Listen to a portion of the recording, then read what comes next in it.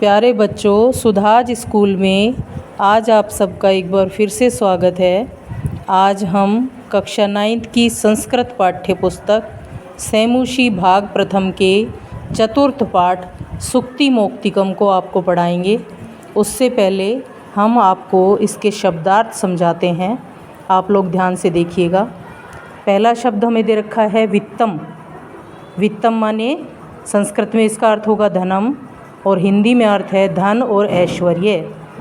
दूसरा शब्द है व्रतम। व्रतम माने आचरणम यानी कि आचरण या चरित्र। फिर है अक्षीण्य, न क्षीणे, संपन्न, नष्ट न हुआ। अक्षीण्य का मतलब होता है जो नष्ट ना हो। फिर अगला शब्द है धर्म सर्वस्वम। इसका अर्थ है धर्म, कर्तव्य, बोध का सब कुछ। फिर है प्रतिकूलानी। इसका अर्थ होगा अनुकूल नहीं यानी कि विपरीतानी। फिर है तुष्यन्ति। इसका अर्थ होगा संतुष्ट होते हैं। आप लोग संस्कृत में अर्थ चाहे याद ना करें, लेकिन संस्कृत शब्दों का हिंदी में अर्थ ज़रूर याद करें ताकि आपको पाठ पढ़ने में आसानी हो। फिर अगला शब्द है अपना वक्तव्यम। इसका अर्थ है कहना चाहिए। फिर अगला शब्द है वारी वाहा। वारी माने जल और वाहा माने जो ले जाते हैं, जल को लेकर जाते हैं यानी कि मेघ, जल वहन करने वाले बादल, इनको बोलते हैं संस्कृत में वारी वाहा। अगला शब्द है विभूतय। इसका अर्थ होता है संपत्तियाँ, विभूतियाँ, संपत्तियाँ। गुण युक्त है। इसका अर्थ है गुणों से युक्त। अगुण है। इसका अर्थ होगा गुणहीनों से।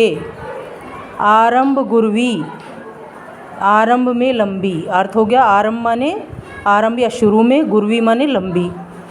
क्षयिणी, क्षयिणी का अर्थ होता है घटती स्वभाव वाली।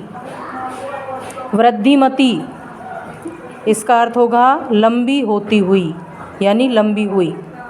जैसे हम गणित में पढ़ते हैं आरोही अवरोही क्रम, तो अवरोही क्रम क्या होता है घटते स्वभाव वाला और वृद्धिमती बढ़ते, तो दोनों उसी अर्थ में है। क्षयिणी का मतलब घटते स्वभाव वाली और वृद्धिमती माने लंबी होती हुई। फिर है पूर्वार्ध अपरार्ध। पूर्वान और अपराह्न, दिन के आधे भाग को शुरू में सुबह से लेकर दोपहर तक के को पूर्वान बोलते हैं और दोपहर से शाम तक के भाग को अपराह्न बोला जाता है। भिन्ना, छाया की तरह अलग अलग। जैसे छाया दिन में कई बार चेंज होती है, उसी तरह से इस शब्द को यूज किया गया है। फिर एक खल सज्जना नाम, दुष्टों और सज्जनों की। महिमा मंडल मंडनाय, पृथ्वी को सुशोभित करने के लिए। महिम मंडल मंडनाय, महिमा ने पृथ्वी, पृथ्वी के को सुशोभित करने के लिए। मरालय है हंसों से। विप्रयोग है अलग होना। गुणज्ञेषु, गुणों को जानने वालों में। आस्वाद तोया, स्वाद युक्त जल वाली। आस्वाद माने स्वाद युक्त, तोया माने जल वाली। आसाद्य, इसका अर्थ होगा पाकर। अपेया, न पीने योग्य। तो हमने आपको ये शब्दार्थ समझाए, अब इनको एक बार दोबारा से दोहरान करते हैं। जिस बच्चे ने नहीं सुने हैं ध्यान से वो दोबारा से सुन सकते हैं। वित्तम, वित्तम शब्द है, इसका अर्थ होगा धन ऐश्वर्य। व्रतम, आचरण चरित्र। अक्षीण्य, नष्ट न हुआ। धर्म सर्वस्वम, इसका अर्थ है धर्म यानी कि कर्तव्य बोध का सब कुछ। प्रतिकूलानी, इसका अर्थ है अनुकूल नहीं। तुष्यन्ति यानी कि संतुष्ट होते हैं।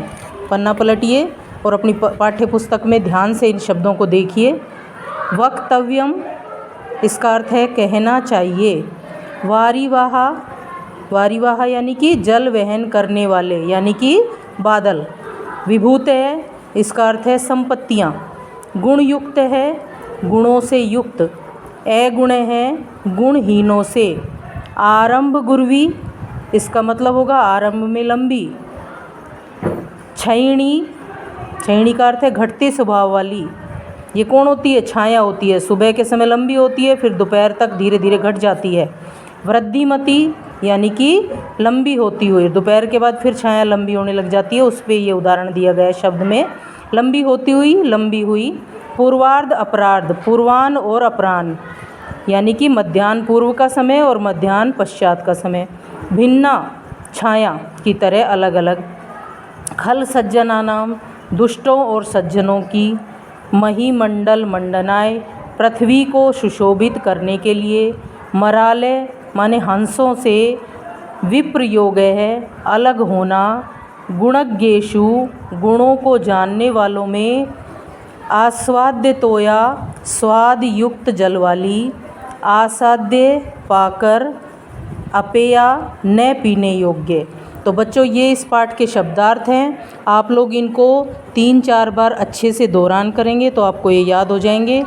इससे अगले वीडियो में हम आपको इस पाठ को अच्छे से समझाकर पढ़ाएंगे। तब तक आप इन शब्दार्थ को याद करने का प्रयास कीजिए। अगले वीडियो में फिर से मिलेंगे, तब तक नमस्कार, बाय बाय।